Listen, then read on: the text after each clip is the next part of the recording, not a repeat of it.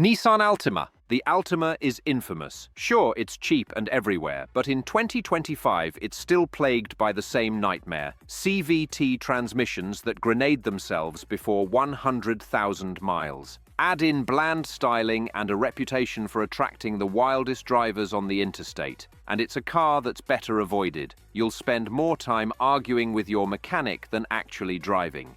Jeep Compass.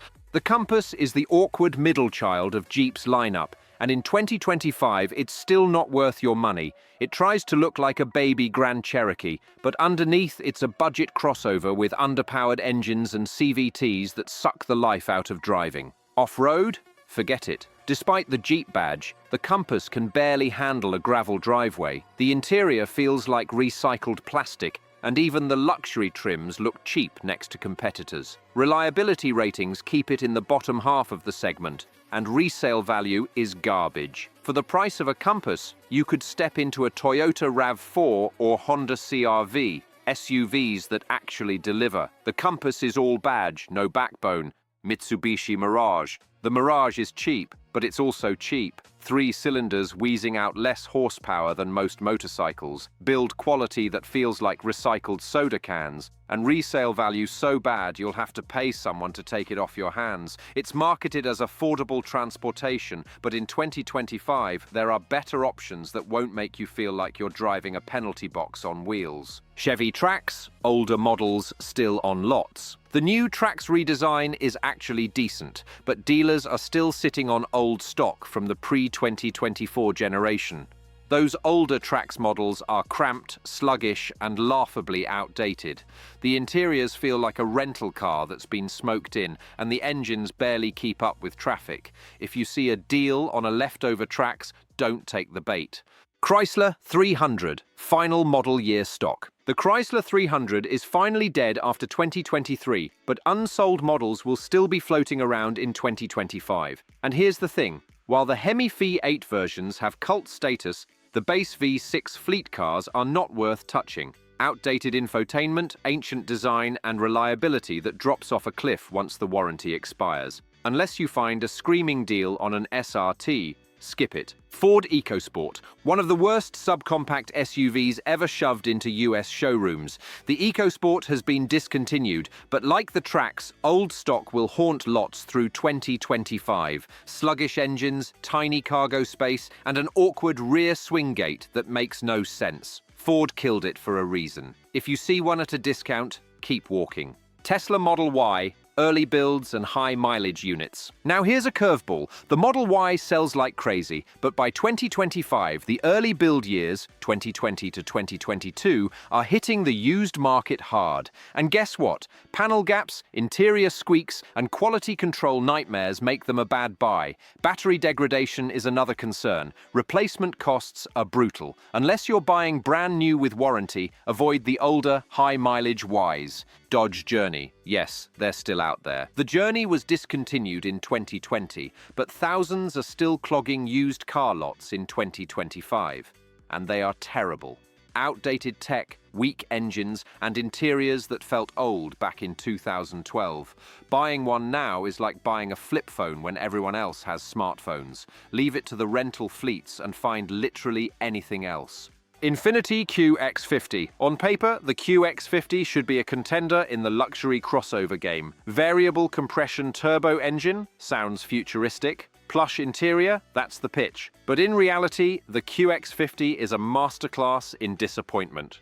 That fancy engine is complicated and doesn't deliver the promised power or fuel economy. The CVT transmission makes the drive feel rubbery, like the car's second-guessing itself every time you hit the gas.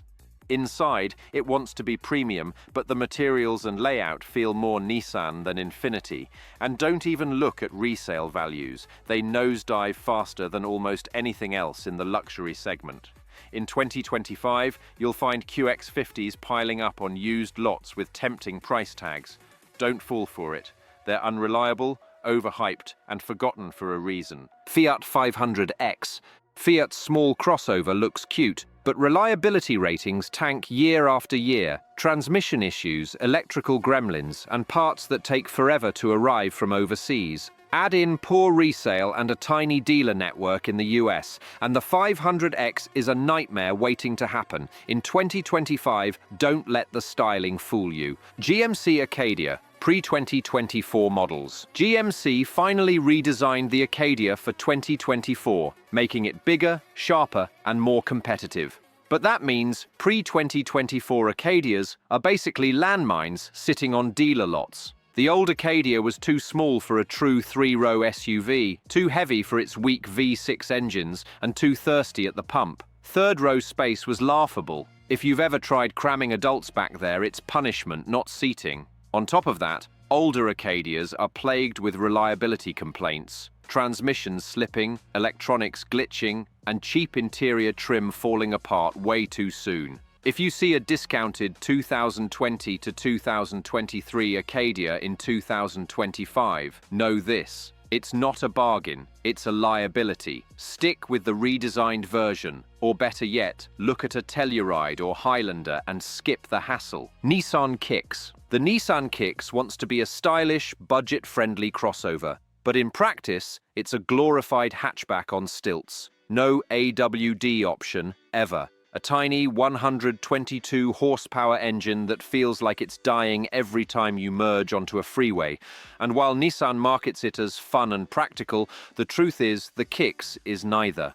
The ride is harsh, the cabin gets loud at highway speeds, and the so-called tech features are behind the competition. By 2025, this thing is completely outclassed by the Toyota Corolla Cross, Mazda CX-30, or even Hyundai's Kona. On the used market, the Kicks looks cheap, but it feels cheap too. And you'll regret not spending a few grand more for something that can actually handle daily driving without constantly reminding you it's built to a price.